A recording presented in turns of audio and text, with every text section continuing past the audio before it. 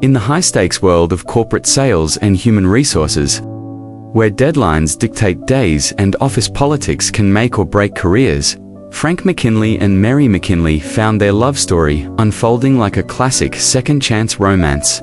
Frank, a driven sales executive with a knack for closing multi-million-dollar deals, had spent years climbing the ladder at their shared company.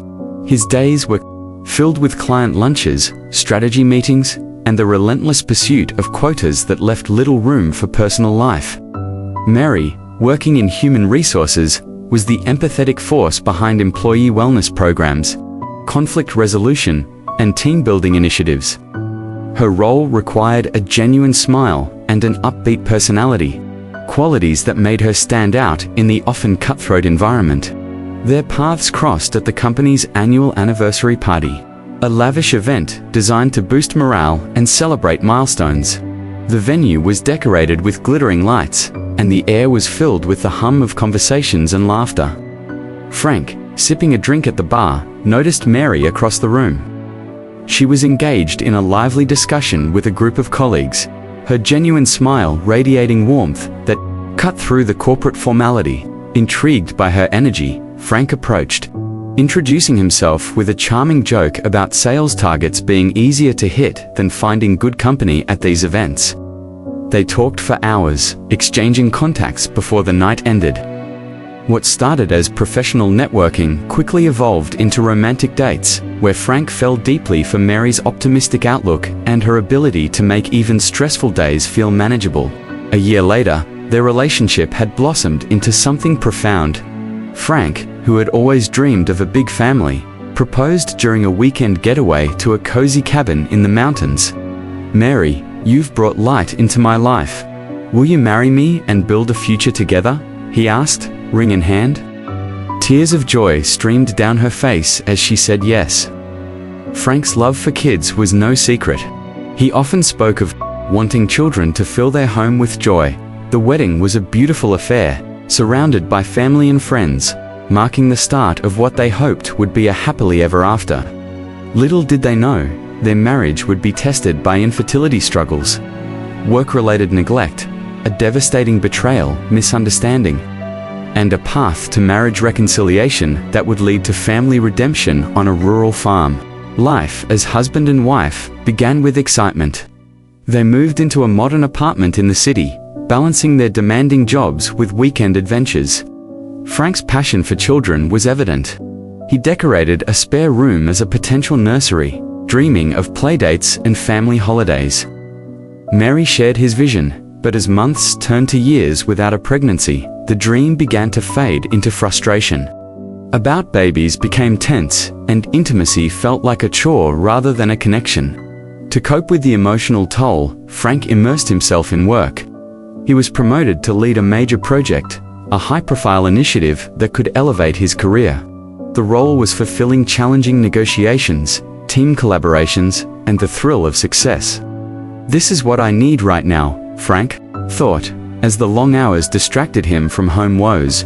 He started coming home late, often after Mary had gone to bed. Mornings were rushed. He'd skip breakfast, grab a coffee, and dash out the door with a quick peck on the cheek. Their marriage remained good on the surface, polite, supportive, but the deep conversations and shared dreams dwindled. Mary, meanwhile, threw herself into her HR role, organizing workshops on work-life balance that ironically highlighted her own imbalances. She attended infertility support groups in secret, reading books on coping with childlessness. The strain showed in small ways: fewer date nights, more silent dinners. The couple who once laughed over everything now navigated a growing divide, setting the stage for a betrayal misunderstanding that would shatter their world. The day before Frank's crucial client presentation, the office buzzed with preparation. Charts were finalized, scripts rehearsed, and nerves ran high. Colleague Mike, a ambitious sales rep who often competed with Frank for promotions, invited him to lunch at a nearby diner. They ordered burgers and fries, but Mike's expression was grave. "Frank, you have to see this," he said, sliding his phone across the table. The screen displayed a photo of Mary sitting at a cafe, laughing with an unfamiliar man. They looked comfortable, intimate even. Mike explained, "I spotted them by chance and followed. They linked arms and went into a hotel." "I can't believe it, man." Frank's vision blurred, his heart pounded. Was this cheating? Infidelity? The woman he loved, betraying him? The stranger's face burned into his memory, and the implications hit like a wave. Years of marriage crumbling in an instant. Unable to concentrate, Frank left work early. At home, he confronted Mary immediately. "Who is this guy? Are you cheating on me?" he shouted, thrusting the photo now sent to his phone in her face. Mary's face drained of color. She looked away, head down. "Let's get divorced," she said coldly, her voice barely above a whisper. Stunned, Frank pressed for details, but she refused to meet his eyes or deny the accusation. Rage and hurt consumed him. He agreed to the divorce, waiving alimony. In quieter moments, Frank reflected on his faults, the constant pressure for kids, the neglect from work overload. Maybe I drove her to this, he thought. But the betrayal was unforgivable. Thoughts of her with another man triggered intense anger, physical symptoms like palpitations, shortness of breath, and dizziness. Mary packed a bag and left that night, offering no excuses. The apartment felt empty, the silence a constant reminder of their broken marriage. The presentation the next day was a complete failure. Sleepless from the night's turmoil, Frank's mind wandered to the divorce. He fumbled slides, forgot key points, and the client walked away. What happened? It was terrible, his boss said, removing him from the project leader role. The demotion was a blow to his ego and career. Work became impossible. His mind was foggy, concentration non-existent. Mornings, he couldn't get out of bed, the weight of sadness pinning him down. He stopped going to the office, calling in sick repeatedly. Friends noticed the change, but Frank isolated himself. Overwhelmed by pain, he sought medical help. The doctor diagnosed severe depression, prescribing medications and recommending home rest. A leave of absence followed, but pills didn't lift the fog. Days blended into unmotivated haze. 6 months later, still unable to return, Frank resigned. The corporate life that once fulfilled him now felt meaningless. He packed his belongings and drove to his parents' countryside farm, seeking refuge in the familiar rural setting. "You need to take it easy and rest up here," his father said. "Think about your next job when you're feeling better." His mother fussed over him. "You haven't been eating properly. You need nutrition." The farm was a world away from the city rolling fields, fresh air, and the simple rhythm of farm life. Neighbors from childhood greeted him warmly, offering stories and support. At first, Frank spent days sleeping, the exhaustion from depression deep. But his mother's home-cooked meals, rich in fresh vegetables from the garden, began to restore his strength. He started with short morning walks with the family dog, breathing in the crisp air and feeling the sun on his face. Gradually, he helped with small chores, feeding chickens, weeding the garden, repairing fences.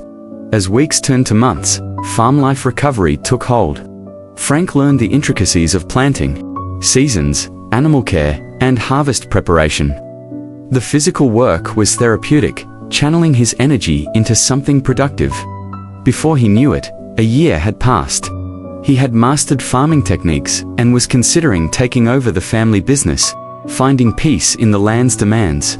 Just as Frank found stability, tragedy struck. His brother and sister-in-law living in New York died in a horrific car accident. Their 3-year-old son, Jake, was left orphaned.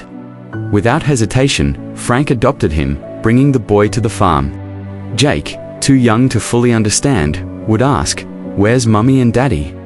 With wide eyes, Frank would hold him close, comforting him as they cried together. The responsibility was daunting, but it gave Frank purpose. He raised Jake as his own, teaching him simple farm tasks like collecting eggs. Over time, Jake's calls of Dad melted Frank's heart. He realized profound love could exist for a child not biologically his, a lesson in family redemption after loss. Another year passed. Jake turned 4. Frank balanced fieldwork with parenting, leaving Jake with his grandmother during the day. The farm became their playground, chasing butterflies, riding tractors, and watching sunsets. Thoughts of Mary faded, but occasional wonders surfaced. Is she happy? Did she remarry that man? During a family trip to a resort, Frank spotted the man from the photo in the hallway. He was with a different woman and a little girl. Impulse took over. "Hey, where's Mary?" Frank asked. The man, James, looked shocked but sent his family ahead. "Who are you?" he asked. Upon learning Frank was Mary's ex-husband, James suggested a private talk in the lounge. "My name is James. I've known Mary since we were kids. We grew up like siblings. No romantic relationship, ever," he emphasized. The cafe photo was a chance meeting. They had tea to catch up, no hotel involved. "Mike lied," James said. Frank recalled Mike's rivalry. After Frank's demotion, Mike got promoted. The sabotage was clearly a calculated move to bring Frank down. Frank was devastated. What have I done? He had misunderstood everything, unfairly blaming her. His love for Mary never wavered. Kids or not, he wanted her by his side. If only they'd talked openly, their marriage reconciliation could have happened sooner. James provided contact info. Mary was at her parents' house. Unable to wait, Frank called Mary. Blocked, he tried her home line. "Hello, Monroe residence," a familiar voice answered. "It's Frank. Is Mary there?" A pause, then Mary's voice. "Frank." They talked for hours. "I heard everything from James. I'm so sorry, was wrong to suspect cheating." "I didn't know you were struggling alone," Frank said, voice trembling with tears. Mary sobbed. "I regret not discussing it. I acted selfishly, thinking it was for your happiness." "Can we try again?" Frank asked hesitantly. "Yes," she replied through tears. But Frank had news. Jake. Returning from the trip, Frank drove to Mary's parents' house. They embraced tightly, years of pain dissolving in that moment. He told her about the adoption, the family tragedy. The next day he introduced her to Jake at the farm. "Hello, Jake," Mary said softly. "Hi," he replied shyly. Mary adored him. Instantly, playing games and reading stories. Jake warmed to her quickly, his laughter filling the air. "I'd given up on having children, but to become the mother of such a cute Kadim, so happy," Mary said, tearing up. Frank hugged them both. The loss of his brother still ached, but adopting Jake felt like fate, leading to this family redemption. Now, Jake calls Mary, "Mummy." "I'm hungry," he'll say. "Okay, I'm cooking now," she replies with a smile. Their days are filled with farm chores, family meals, and quiet evenings on the porch. The betrayal, misunderstanding, infertility struggles, and family tragedy shaped them, but marriage reconciliation brought healing. In rural America, they've found true happiness in second-chance love, proving that communication, forgiveness, and effort can redeem any story.